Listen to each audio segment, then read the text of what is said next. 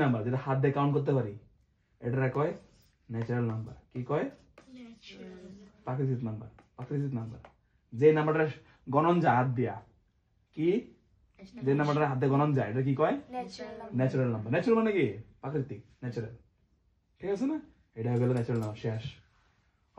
আরেকটা ধরনের নাম্বার আছে যে নাম্বার আলাপটা বা যে নাম্বারটা আরম্ভ হয় 0 থেকে, 0, পরে 1, পরে 2, পরে 3, এইটা এই নাম্বারটা কয় হোল নাম্বার। কি কয়? Whole number. বুঝতে পারছ? ন্যাচারাল নাম্বার কি?